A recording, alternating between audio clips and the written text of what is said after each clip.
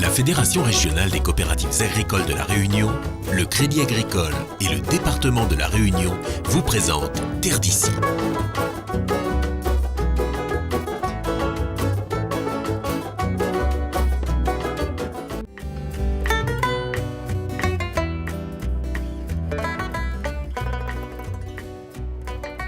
Pour ces marmailles de l'école de Grand Canal à la Bretagne, c'est la découverte d'un vrai jardin créole. Une plongée les yeux grands ouverts dans un monde végétal, d'une richesse méconnue, mais ô combien étonnante. Il est peut-être petit, mais il a beaucoup de plantes. On a découvert aussi des plantes. Voilà, c'est la forêt amazonienne. C'est plein de richesses alors. Ah oui, quand même, très joli. Participant au 5e concours Herbaz Pays organisé par la Plamédome, ces écoliers viennent chercher ici des informations sur des plantes médicinales, des plantes à tisane traditionnelles que Zila Beg cultive précieusement dans son jardin. Voilà le safran.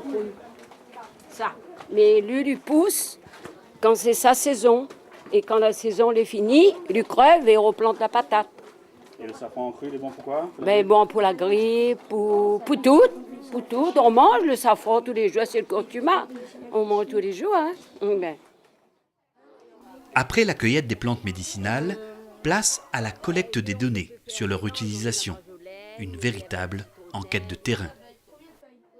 Des questions bien précises qui renseignent précisément sur l'utilisation de la plante, sur tout ce qu'on pourrait découvrir, sur sa manière de la cueillir, à quel moment, est-ce que c'est le matin, le soir, à quoi ça sert, comment on la prend, est-ce qu'on l'infuse, est-ce qu'on la fait en décoction, en macération. Ils sont en train de remplir le questionnaire pour le concours Herbage Pays. De retour en classe, les écoliers ont réalisé durant plusieurs semaines de magnifiques herbiers. Un travail de patience minutieux et très enrichissant. J'ai surtout bien appris leur nom vernaculaire, leur nom scientifique et plein d'autres choses encore que je ne savais pas du tout sur les plantes médicinales. Moi, j'ai appris que les plantes médicinales pouvaient remplacer les médicaments. Et avant au Moyen-Âge, ça servait à beaucoup de choses. Et les médicaments, il n'y en avait pas. Et ça coûtait très cher.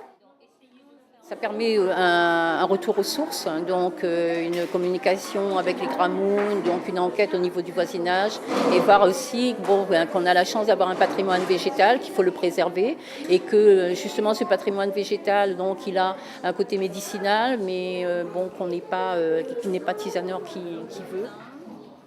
Le travail remarquable de ces enfants aura ainsi permis d'enrichir davantage nos connaissances sur les plantes médicinales.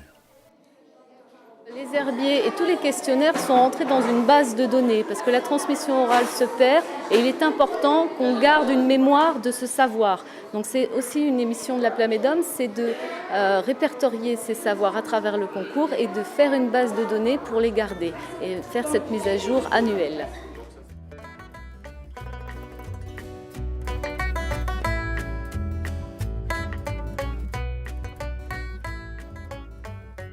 Bien composé avec justement la floraison, les feuilles, et puis ça sent bon aussi, tu peux mettre aussi.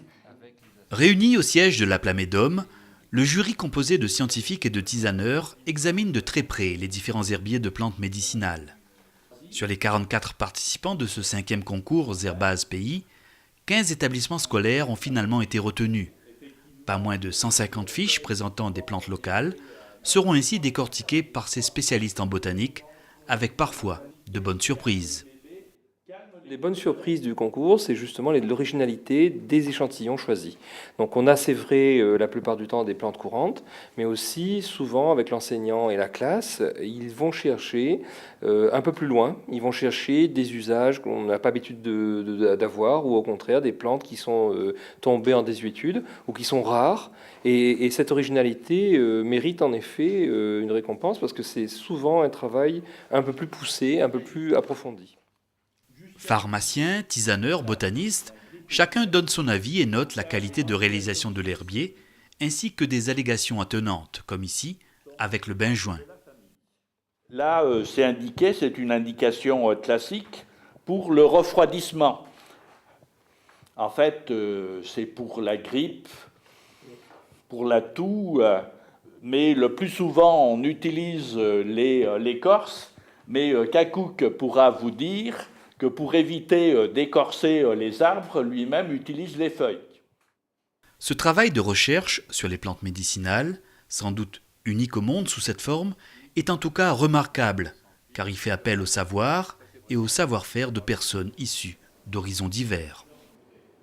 C'est pourquoi donc toute la richesse de ce concours, c'est d'avoir pu allier donc des pharmaciens, des chercheurs de l'université, des praticiens, donc des tisaneurs payés et tout, de façon vraiment à avoir un panel complet de toute la chaîne et ensuite donc faire un vrai travail scientifique derrière. Et c'est ça qui est aussi intéressant, c'est que ces enfants-là participent vraiment, sont les maillons d'un véritable travail de recherche scientifique. Et je crois que c'est ça tout le côté enrichissant. Il appartient par la suite aux scientifiques d'étudier, de décrypter et de vérifier les propriétés des plantes médicinales.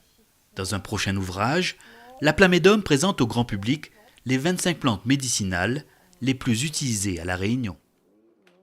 La yapana, c'est la plus utilisée. Ma préférée, c'est l'ambaville, parce que c'est une plante endémique dont les usages traditionnels sont validés scientifiquement. On l'utilise à La Réunion pour les problèmes de peau, la bourbouille et les ulcères gastriques.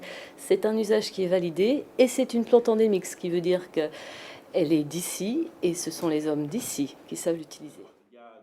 La connaissance des plantes médicinales locales avance chaque jour un peu plus, mais il faudra sans doute encore plusieurs années aux chercheurs avant de percer tous les secrets de leurs vertus.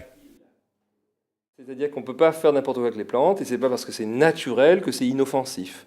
Donc à partir de cela, il faut justement être d'abord très modeste, et faire appel à des spécialistes, et avoir des bonnes références, ce qui n'est pas évident.